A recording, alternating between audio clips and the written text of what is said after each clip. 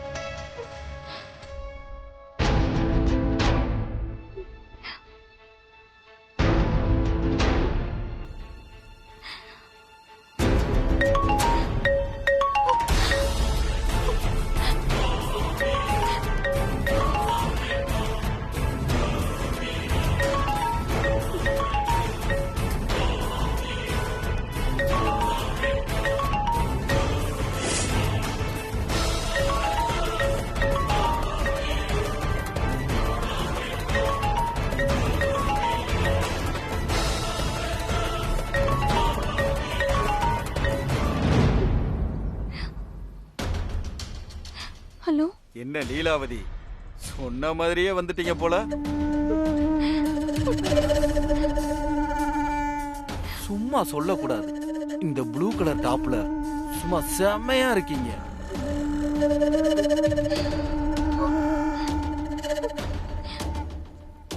என்ன என்ன தேடுறீங்களா? நான் உங்க கண்ணுக்கு தெரிய மாட்டேன். ஆனா நான் இங்கதான் இருக்கேன்.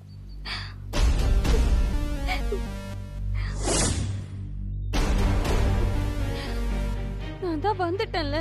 என் போட்டோஸ் எல்லாம் டெலீட் பண்ணுங்க. இங்க பாரு லீலாவதி, இங்க நான் மட்டும்தான் பேசுவேன். நான் தான் ஆர்டர் போடுவேன். நான் சொல்றத மட்டும் நீ செஞ்சா போதும். தேவையில்லாம நீ என்னைய கொஸ்டின் கேட்டேன்னு வச்சுக்கவேன், அது எனக்கு சுத்தமா பிடிக்காது. என்ன லீலாவதி, என்னைய பார்க்க அவ்வளவு ஆர்வமா இருக்கீங்க போல.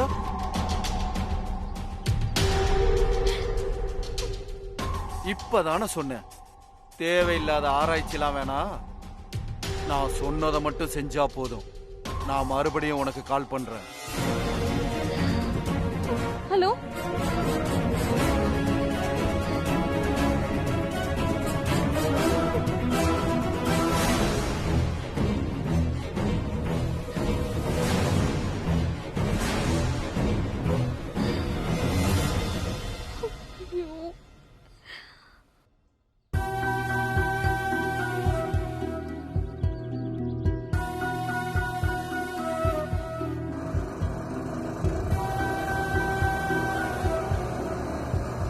லீலா,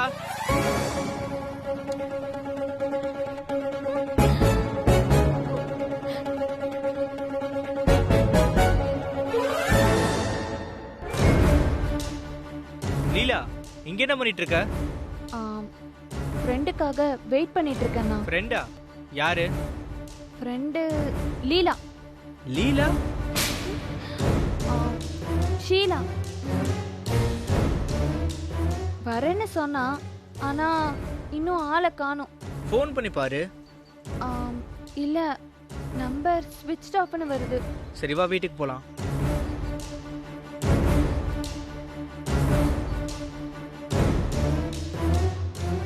என்ன யோசிக்கிற? அதான் நம்பர் ஸ்விட்ச் ஆஃப்னு வருதுல்ல, அப்புறம் என்ன? வா வீட்டுக்கு போலாம். ம்.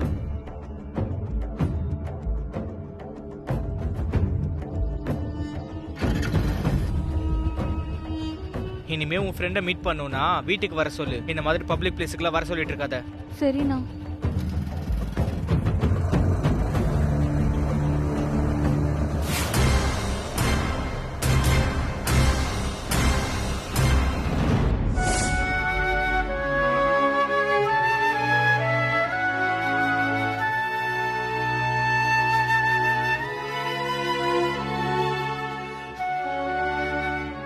என்னாச்சு சங்கரா? எதுக்கு இங்க வர சொன்ன? எதுவா இருந்தாலும் வீட்லயே பேசிருக்கலாம். இல்லண்ணே, அது வீட்டுல வச்சு பேச வேண்டிய விஷயம் இல்ல. அதனாலதான் உங்களை இங்க வர சொன்னேன். அப்படி என்ன விஷயம் சங்கரா? இல்லண்ணே, நம்ம வீட்டு பொம்பளைங்க யாரும் நம்ம பேச்ச கேக்குறது இல்ல. நாம அப்படியே விட்டது ரொம்ப தப்பா போச்சுன்னு. இப்ப பாத்தீங்களா எங்க வந்து நிக்குதுன்னு. நம்ம என்னைக்காச்சும் அம்மா பேச்ச மீறி இருக்கோமா? இல்ல. அம்மா இல்லாம எந்த காரியமாவது நடந்திருக்கா இந்த வீட்ல?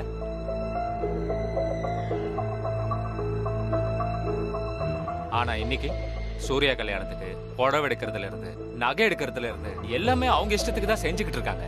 நான் ஜெயந்தி மட்டும் சொல்லல, அண்ணியும் சேர்த்து தானே சொல்றேன். இதெல்லாம் அம்மாவுக்கு தெரிஞ்சா எவ்வளவு வருத்தப்படுவாங்க. அதனால தானே சொல்றேன், இது எல்லாத்துக்கும் நீங்க தான் ஒரு முடிவு கட்டணும். நீங்க தான் அம்மா ஸ்தானத்துல இருந்து இவங்கள மட்டும் இல்ல நம்ம குடும்பத்தையும் வழி நடத்தணும். அப்படி இல்லைன்னா அம்மா இல்லாம சூர்யா கல்யாணத்தை கூட நடத்திடுவாங்க. இது எல்லாத்தையுமே நீங்க தான் தடுத்து நிறுத்தணும். இல்ல சங்கரா, நீ நினைக்கிற மாதிரி இது ஒன்றும் சாதாரண விஷயம் இல்லை. நிலைமை என்னைக்கோ நம்ம கையை விட்டு போயிடுச்சு. நீயும் உன் பொண்டாட்டி பேச்சு கேட்டுதான் நடக்கிற, நானும் அப்படிதான் நடந்துக்கிறேன். ஆரம்பத்துல ஒரு சில விஷயங்களை விட்டு கொடுத்த நாம இப்போ நிறைய விஷயங்களை விட்டு கொடுக்குற மாதிரி ஆயிடுச்சு. அம்மா இருக்கும்போதும் இப்படிதான் நடந்துச்சு. ஆனா அம்மாவுக்கு கீழே இதெல்லாம் நடந்துச்சு. இப்ப அம்மா இல்லாதால உனக்கு அப்படி தோணுது. இவ்வளவு நாளா அவங்க பேச்சை கேட்டுட்டு இருந்த நாம திடீர்னு மாட்டேன்னு சொன்னா அதனால பல ப்ராப்ளங்கள் வரலாம். திடீர் மாற்றத்தை அவங்களால ஏத்துக்கவே முடியாது. இந்த சூரிய வம்ச குடும்பம் என்னைக்கோ பொம்பளை கையில போயிடுச்சு. இனிமே நீ நினைக்கிற மாதிரி மாத்துறது ரொம்ப கஷ்டம். அதுக்காக அப்படியே விட்டுற முடியுமா? வேற என்ன பண்ண முடியும் சொல்லு? நாளைக்கு நம்ம பசங்க சுயமா முடிவெடுக்கிற நிலைமைக்கு வரணும். அப்பதான் நீ சொல்றது நடக்க சான்ஸ் இருக்கு. அதெல்லாம் சரிண்ணே. நாமெல்லாம் குடும்பமா சேர்ந்துதான் சூரிய கல்யாணத்தை பண்ணணும். கண்டிப்பா. எப்படியாவது பேசி அம்மா வந்ததுக்கு அப்புறமா சூர்யா கல்யாணத்தை பண்ணிடலாம். நான் கன்வின்ஸ் பண்றேன். இல்லனா சூர்யா அதுக்கு ஒத்துக்க மாட்டான். நான் குடும்பம்னு சொன்னது நம்ம தங்கச்சி கல்யாணியும் சேர்த்துதானே.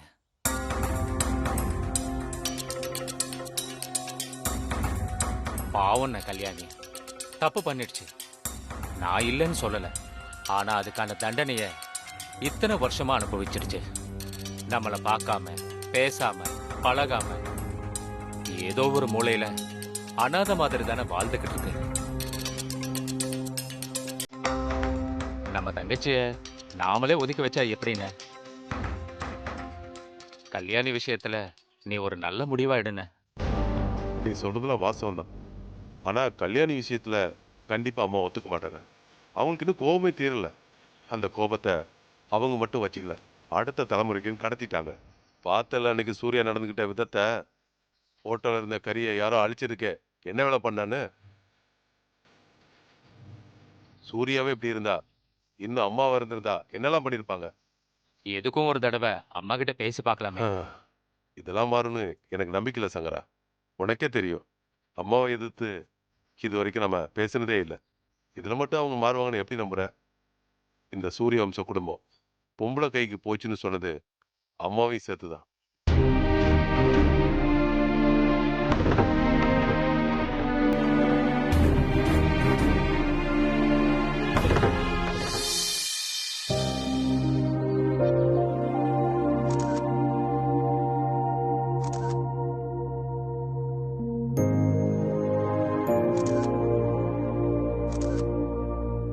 சித்தி, என்னோட போன் கேமரா குவாலிட்டி இவ்ளோதான். இதுக்கு மேல கிளியரா இருக்காது. பேசாம சித்தப்பாக்கு போன் பண்ணி விஷயத்த சொல்லிடுங்க. ஐயோ, அந்த மனுஷன் யாரையோ பார்க்க போயிட்டு வெயிட் பண்ணிட்டு இருக்காராம். இப்ப மட்டும் நான் போன் பண்ண காட்டு கத்தல் கத்த ஆரம்பிச்சிருவாரு. என்ன சொல்றீங்க சித்தி? சித்தப்பா கோவப்படுவாரா? அவரு உங்க வார்த்தையை தட்ட மாட்டாருன்னு நினைச்சேன். எல்லா ஆம்பளைங்களும் அப்படிதான். பொண்டாட்டி பேச்ச கேக்குற மாதிரி இருக்கும், ஆனா அது உண்மை இல்ல. வெளியில பாக்கும்போது அப்படி தோணும் பத்மா. நம்புற மாதிரி இல்லையேமா. இத பாரு, இத பத்தி இப்ப பேசுறதுக்கு நேரம் இல்ல. இத பத்தி பேசினா ஒரு நாள் முழுக்க பேசிட்டே இருக்கலாம். நீ உடனே அந்த போட்டோ எடுத்து அனுப்புமா. இல்ல சித்தி, என் மொபைல் அவ்வளவுதான் கிளாரிட்டி. வீட்ல வேற யாரும் இல்ல. இருந்தாலும் போட்டோ எடுத்து அனுப்பலாம். லிலி, இங்க வா. உன் போனை கூட போட்டோ எடுக்கணும்.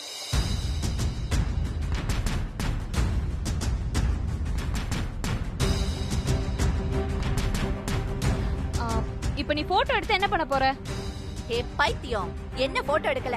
உங்க அப்பா இந்த பேப்பரை போட்டோ எடுத்து அனுப்ப சொன்னாரு. பத்மாக்கா போன்ல போட்டோ எடுத்தோம், அது கிளியரா இல்ல. அதான் போன கூட போட்டோ எடுக்கணும். மா, நானே டயர்டா இருக்கேன். எனக்கு டிரா பண்ற வேலை எல்லாம் இருக்கு. அசைன்மெண்ட் வேற சப்மிட் பண்ணுமா? ஏய், நான் என்ன உன்னையா போட்டோ எடுத்து கொடுக்க சொன்னேன்? நாங்க எடுத்துக்கிறோம்டி, போனை கொடு.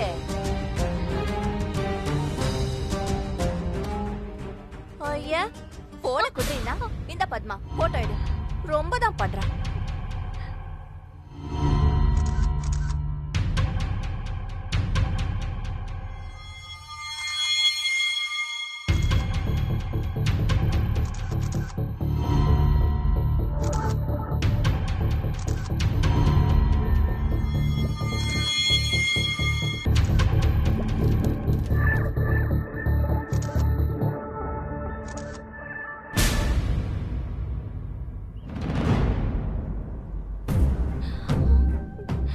அக்கா குடுங்கக்கா, நான் பார்த்து சொல்றேன். ஏன் அத நாங்க பார்க்க மாட்டோமா?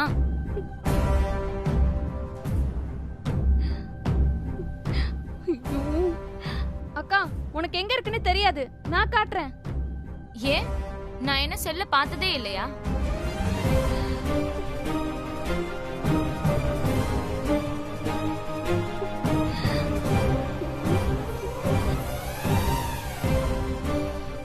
சித்தி, இந்தாங்க போட்டோலாம் எடுத்தாச்சு. அம்மா கொடுங்க, நான் பார்த்து சொல்றேன். ஏன் எனக்கு பார்க்க தெரியாதா என்ன?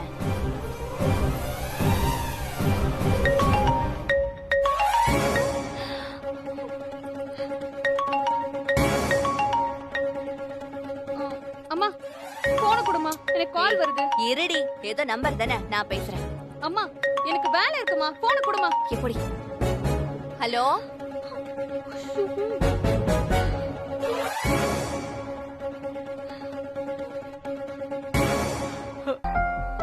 சி,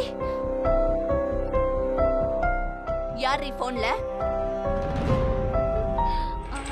அம்மா அது ஏண்டி, கஸ்டமர் கேர் இதுக்கு தான் இவ்ளோ ஆட்டோ ஆடினியா?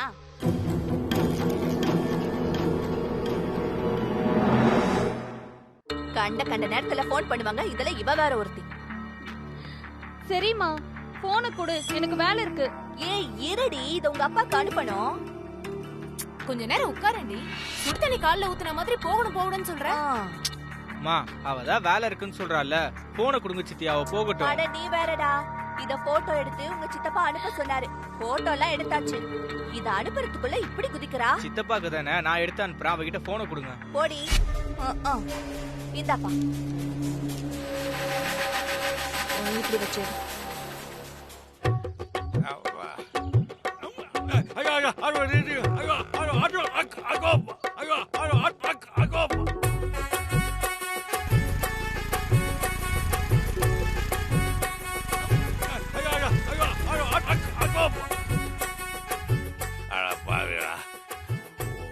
பைக்கு நிற்க மாட்டேது, ஒரு ஆட்டோ ஏமாக்கிறது. இந்த ஊரை யாருக்குமே ஈவு இறக்கம் இல்லை போல இருக்கு. ஏ நம்ம ஊரா இப்படி நடக்குமா? ராஜா மாதிரி இருப்போமே. ஐயோ,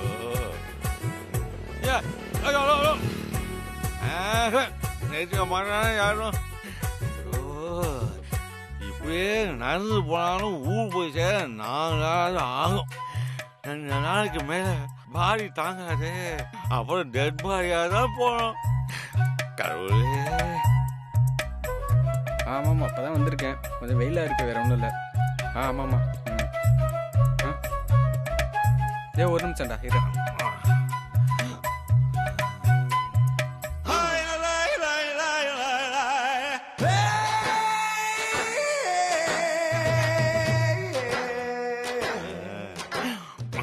சரி, நான் வந்துடுறேன். சார், நான் ஊருக்கு போனோம், காசு நான் கொடுங்க. என்ன இப்படி பார்க்கலாம்? ஊருக்கு போனோம், காசு கொடுங்க. ஓ, ஊருக்கு போகணுமா? சரி, அதுக்கு நான் என்ன பண்ணணும்? காசு கொடுங்க. என்னது? காசு காசு காசு. ஊருக்கு. ஓ, காசா? வா, போனிக்கிட்டாங்க வழியா விட்டாப்ப.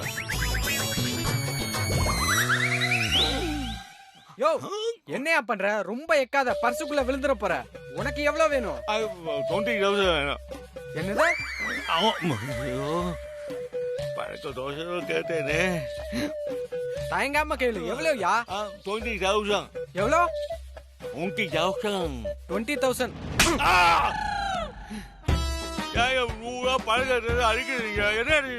ஏண்டா ஆளை பார்த்தா பாவமா இருக்கே, ஏதோ 50 100 கொடுத்து ஊருக்கு அனுப்பிடலான்னு பார்த்தா ஏதோ கொடுத்து வச்ச மாதிரி 20,000 கேக்குற. ஒழுங்கு மரியாதையே ஓடி போயிரு, இல்ல அடி வாங்கியே செத்துருவேன். எனக்கு 100 ரூபா அது போதும் சார். ப்ளீஸ் போடாங்கிறேன்.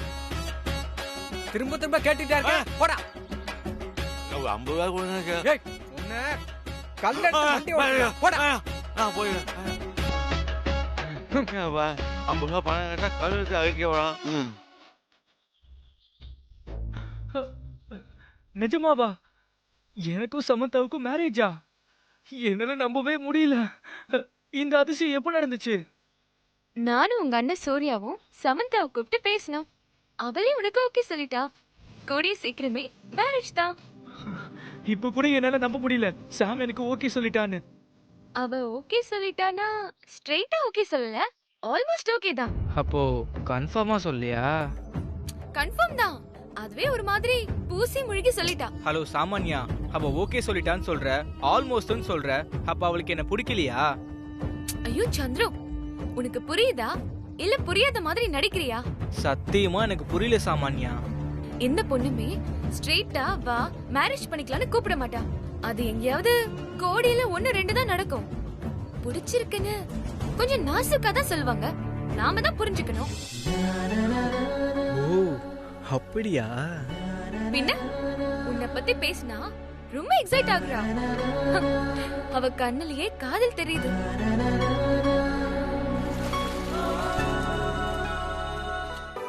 உன்னை சாமுக்கு அவ்வளவு பிடிச்சிருக்குன்னு நினைக்கிறேன். இப்ப நீ பண்ண வேண்டியதெல்லாம் ஒன்னே ஒண்ணுதான். என்ன? இனிமே நீ சாமுக்கு பிடிச்ச மாதிரி நடந்துக்கணும். அவளை இம்ப்ரெஸ் பண்றதுக்கு அடிக்கடி வெளியே கூட்டிட்டு போகணும். நிறைய டைம் ஸ்பெண்ட் பண்ணணும். அப்பப்போ ஏதாவது சின்ன gift வாங்கி கொடுக்கணும். அவளை நீ ஹாப்பியா சிரிக்க வச்சுட்டே இருக்கணும். ஓகே? ஓகே. அப்புறம் இன்னொரு முக்கியமான விஷயம், உன்னையும் சமந்தாவையும் சேர்த்து வைக்க வேண்டிய பொறுப்பு உங்க அண்ணன் என்கிட்ட ஒப்படைச்சிருக்காரு. அதனால நீ சமந்தா விஷயத்துல நான் என்ன சொன்னாலும் நீ கேட்கணும். ஓகேவா? ஓகே. அண்ணன் எதுவும் வருத்தப்பட்டாரா? அப்படிலாம் எதுவும் இல்ல, ரொம்ப ஹாப்பியா தான் இருந்தாரு. ஏன்? இல்ல, அண்ணனுக்கு இது கொஞ்சம் டிஸ்கம்ஃபர்ட்டா தான் இருக்கும், அதான். சந்துரு, இன்ஃபேக்ட் அவர் என்ன தெரியுமா சொன்னாரு? என் தம்பி இது வரைக்கும் ஆசைப்பட்டு என்கிட்ட எதுவுமே கேட்டதில்ல, இப்பதான் ஃபர்ஸ்ட் டைமா ஒன்னு கேட்டிருக்கான், கண்டிப்பா அத பண்ணியே ஆகணும்னு சொன்னாரு. ஓகே சந்துரு, நீ சமந்தா கூட எப்படி எல்லாம் டைம் ஸ்பெண்ட் பண்ணலாம்னு பாரு. என்ன மாதிரி சர்ப்ரைஸ் பண்ணலாம்னு யோசிச்சு வை. நானும் ஏதாவது ஐடியா தோணுச்சுன்னா உடனே உன்கிட்ட வந்து சொல்றேன். ஓகே.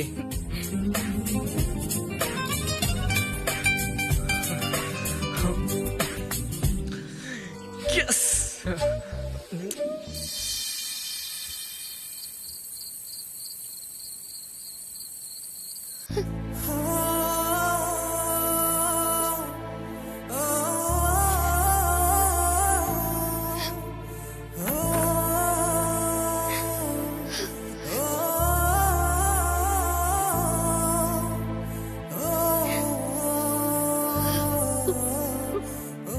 சாம்,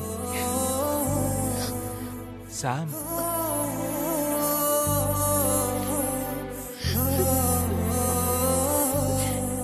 சாரி, உன்னை தேவையில்லாம நான் அழ வச்சிட்டேன். நீ சொல்றத நான் காது கொடுத்து கேட்டிருக்கணும். என்னோட நல்லதுக்காக என் மேல இருக்கிற அக்கறையால தான் நீ சொன்ன. ஆனா அத நான் கொஞ்சம் கூட மதிக்காம இப்படி நடந்துகிட்டேன். தேவையில்லாம உன் மனசை காயப்படுத்திட்டேன்.